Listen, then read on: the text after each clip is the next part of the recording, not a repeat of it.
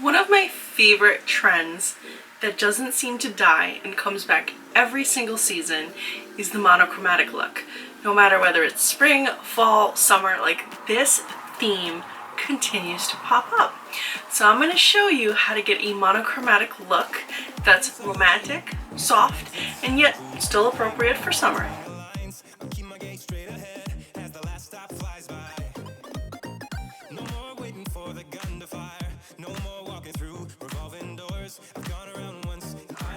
Hey everybody, and welcome back to my channel. Today I'm going to be showing you how to get a monochromatic look for summer with a few of the new summer trends that have been emerging. So we're going to combine a tried and true trend with some new techniques, which I think is really neat. It's always fun to combine old and new. Now this video is going to be featuring some PUR Cosmetics products. I did receive all of these complimentary. Of course, all opinions are 100% my own. There are a few other brands thrown in here, but this is the star of the show here. And there's more than just these. I also have the lip product that's also PUR. Yeah, so there's a few different products going on here, but PUR is the main focus. So that's why it was in the title. So you came here and you're like, oh, but she's using other products. Well, listen, you know what? I'm not the PUR factory. I got some other products that I need to incorporate to get this look done. But that being said, this look, as you can see, is glam because I love to do glam looks. And I did do a halo look today. And the best thing about these palettes is that they all work together. So this is the spring line of palettes. You may have remembered the fall palettes that had that black packaging. Well, the spring summer ones have white packaging, which is pretty appropriate in my opinion. Plus, you know, you don't want to wear white after Labor Day, so get it out now. Anyway, so we have 3 palettes. We have a blush book. My blush book kind of broke. This was, I don't know if it was USPS's fault, or if it was my fault. You know, I get a lot of packages and I don't know whose fault it is, but I'm pretty sure it's not PUR's fault because I haven't seen anybody else's arrive broken. I think that, you know, my post office just manhandled it. So I don't like opening it up because it just spills more and I want to preserve as much of it as possible. When I mentioned this, I think it was on Instagram, some of you suggested like crushing it down, and I do have a system for that, but this has such a nice texture on it. I was like, I don't want to ruin it by crushing up what's left of it, so I've been leaving it as what it is. I also have a palette, and this is called the Visionary, and this is just an eyeshadow palette, and I'm going to tell you what's unique about all these palettes in a second. And then we have the Sculpt palette, and the Sculpt palette is pretty much just your highlight and contour. Now what makes the first 2 palettes very unique, I'm going to get into this really quickly before I get into my look, is that it's a complete magnetic palette. So all of the shades are, I don't want to drop it, are removable.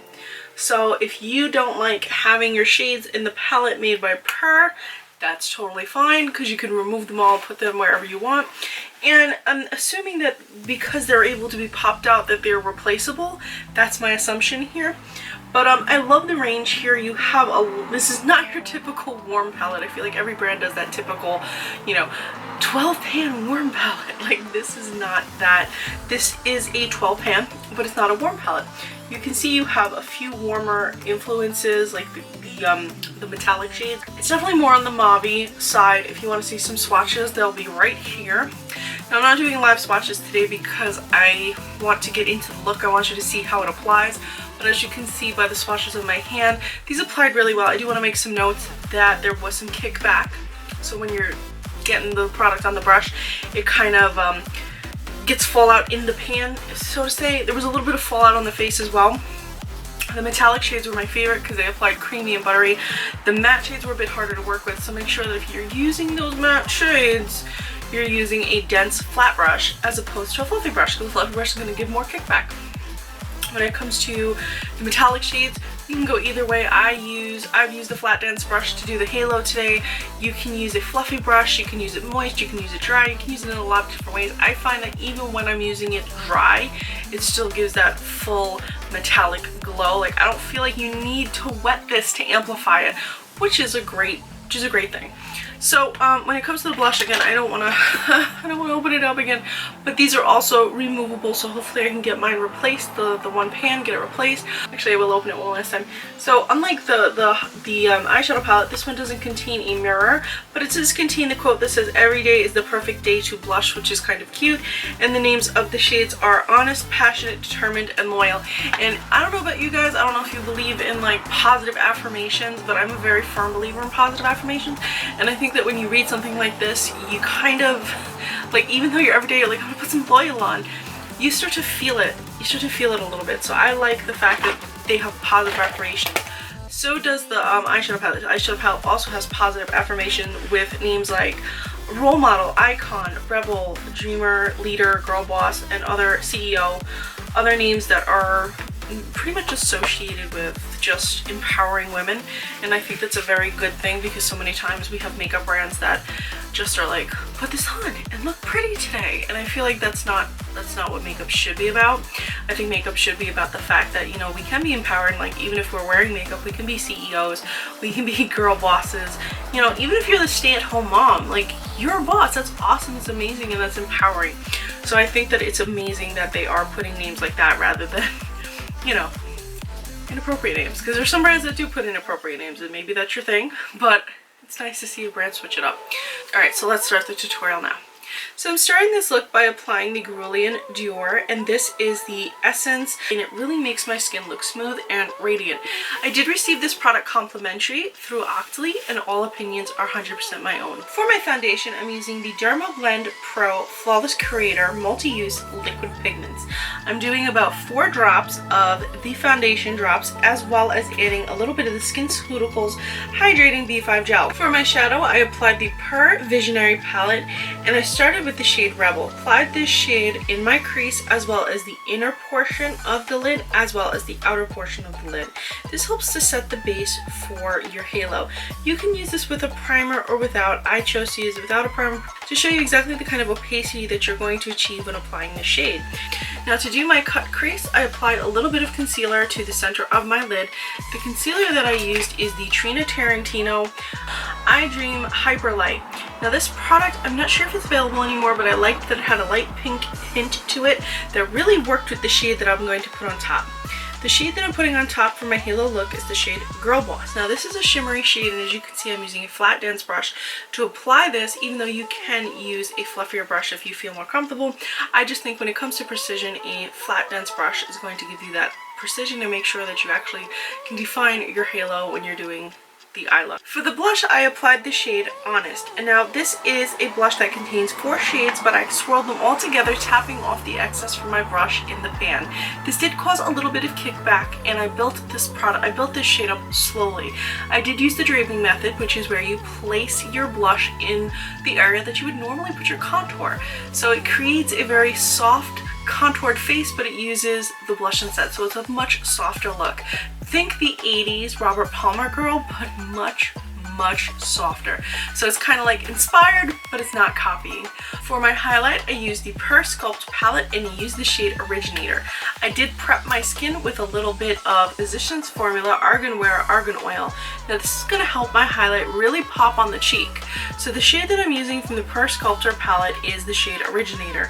Now, as you can see, I'm applying it with a denser brush, and this is going to cause a much more metallic and much more centralized highlight that's really going to help stand out and bling. I personally like a very pronounced highlight. For my lips, I'm using the PUR Cosmetics Ever After Liquid Lipstick. I love how smooth this applies, how opaque it looks, and how absolutely amazing it matches with the shades that I used from the PUR Cosmetics Visionary palette. The shade Rebel is very similar to this shade in that it's just a little bit darker and a little bit deeper. So as you can see, this look is very monochromatic from the cheeks to the eyes to the lips. It all stays within the same mauve-y kind of burgundy family. And the reason why I say this is great for summer is because when we think of springs, we think of pastels, not springs, but one spring. When we think of spring, we think of pastels, we think of softer colors, and this is definitely going to be a little bit bold. In spring, we used a lot of pastels, we used softer shades. We kind of just came in very quietly, because if you think about it, you have the holiday season, we're wearing our glitters and our silvers silvers and our golds, and it's like you want to take a break, so you have spring for that break and you wear your softer shades, you wear lighter shades, you kind of take it easy. And then when summer comes, it's like pop of color, lots of bold, lots of bright shades. But I don't know about you guys, but if you look around and you look at the fashion for summer, a lot of it is those olive tones, those burgundy tones. So for this summer, these are the shades. We're kind of taking some clues from fall and we're incorporating it into summer. And I think it's really awesome to switch it up a little bit, because so often we have the same static trends where it's like summer comes, time for bright pink, bright orange, bright green. And it's like, it's really nice to kind of say, you know what about olive? There's a very big shift in the fashion and beauty industry towards that like 70s and 90s aesthetic, where it's both bold and natural. It's taken back, but it's making a statement. It's earthy tones, it's warm tones, it's cool. So it's like warm and cool tones, but they're earthy, they're olive, they're burgundy, browns. Like a lot of that is coming into play.